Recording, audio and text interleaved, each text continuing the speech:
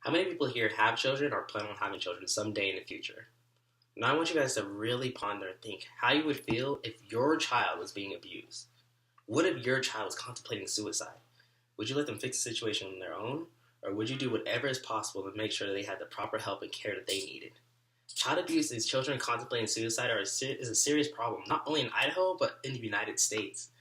According to childrenhelp.org, every year more than 3.6 million referrals are made to a child protective agency involving more than 6.6 million children.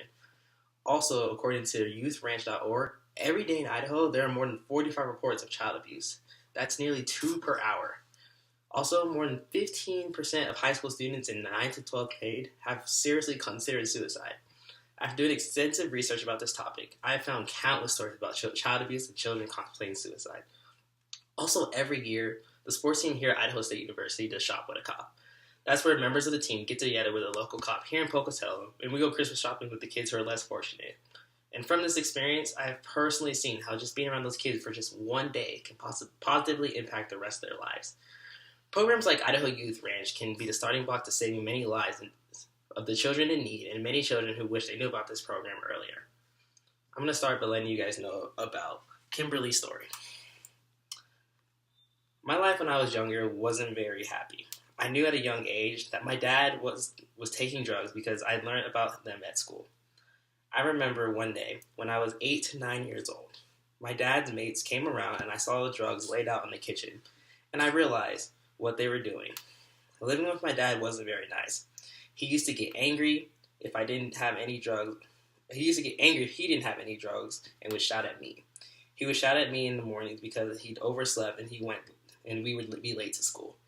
I have to get my uniform washed and cleaned for school because if I left him to do it, he would just put it in the washing machine and then forget to take it out, and I wouldn't have anything clean to wear. I wish I was doing my own washing and ironing at primary school. Then I'd walk to school by myself. I often had to make my own dinner because my dad was asleep on the sofa and couldn't do it. I'd have ravioli from a can. His mates would be at our flat all the time, and they would make a noise at night when I was trying to sleep. If they came in the daytime, they'd bring sweets for me and try to keep me out of the way. I'd be sent to my room and made to sit in the living room all by myself. They used to be in the kitchen doing drugs all the time. I had met Gemma when I was 4 years old. She was our landlady and also worked in the shop next door. I started going to the shop to talk to Gemma instead of going home because I didn't like to be home with my dad. I would visit Gemma every day after school. I wouldn't tell her too much about what was going on at home, but I'd tell her the little things. If things were really bad with my dad, I'd tell her about it, and I'd sometimes stay at her house overnight. She always made time for me. It was normally when I was going to bed, and she'd sit at the end of my bed and we'd talk through whatever I was worried about. I remember one night, my dad was asleep on the sofa and I couldn't wake him up. The flat was dark and I was scared, so I rang Gemma, who came and picked me up and left a note for my dad to tell her that we were gone. With Gemma's support and help, I told my school about what life I was like living with my dad, and I was given a social worker. The social worker helped a bit. The biggest help was from the NSPCC. Anna and Ray from the NSPCC Blackpool Service Center came to visit my house to speak to me and my dad and told me about the local group called Family Environment Drug-Using Parents. They said that they could go and speak to other young people who were going through something similar to me, and I could have 1-to-1 chats with Anna at school.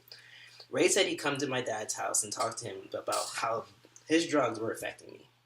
I enjoyed the Family Environment Drug Using Parents, also known as the FEDUP group. We did fun things like making towers out of marshmallows and dried spaghetti. I could talk to Anna about how I was feeling, and I trusted her. I was in a session with Anna when I told her I didn't want to go home and live with my dad anymore. After that day, I went back to my dad's flat again. I saw him once after I'd left him to go and live with Gemma. We went on a day without him, which was nice. But he got angry when I told him I couldn't see him again for a few days later because I was busy. He swore to me and he stormed off. He still wasn't nice to be around. Now that I'm in high school, I sometimes see him in the street. He tries to say hello, but I don't like it. I really like living with Gemma. I've been in Spain with Gemma and her family. I've lived with her for over 2 years. Being in the FEDUP group really helped me to speak out. They helped me to understand that I sometimes don't feel right, or help me understand that something doesn't feel right, to speak up out and to tell somebody.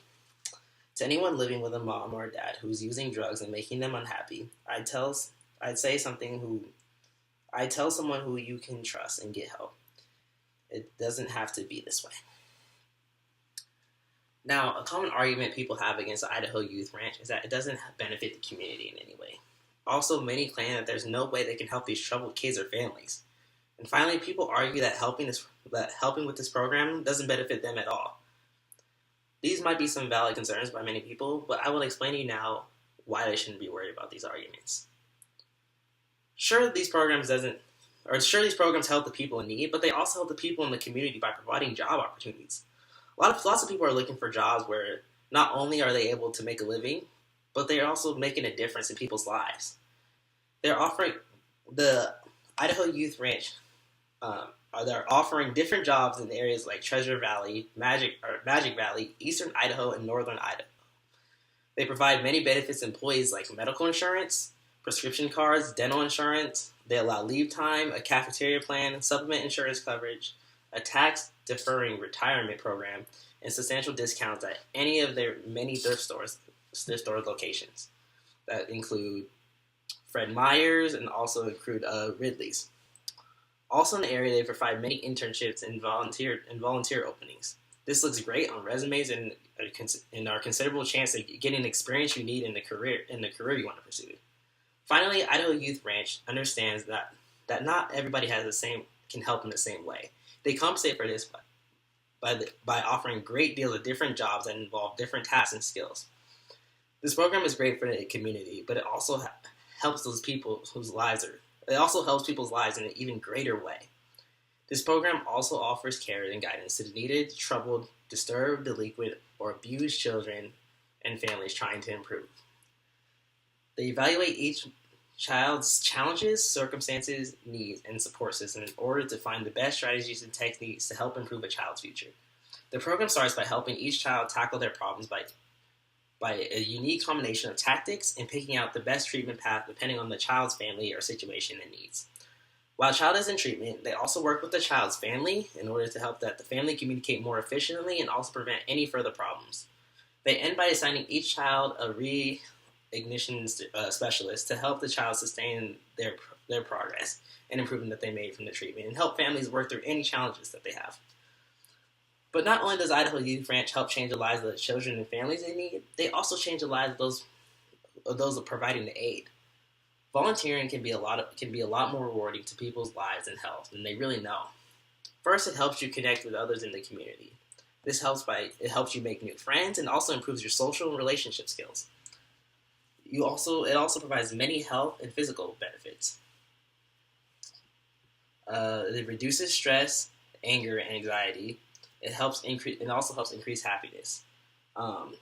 Compared to people who have never volunteered, the odds of being very happy rose 7% among those who volunteered monthly and 12% among those people who volunteered every 2 to 4 weeks. Among weekly volunteers, 16% felt very happy. And that happiness is basically considered to be about the same as having an income from about $75,000 to $100,000 versus $20,000.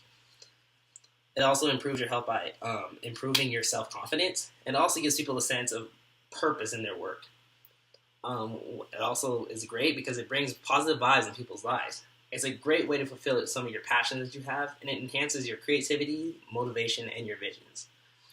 Idaho Youth Ranch provides many positive benefits for the community and its people. Today I've given you guys 3 reasons on how Idaho Youth Ranch enhances the community.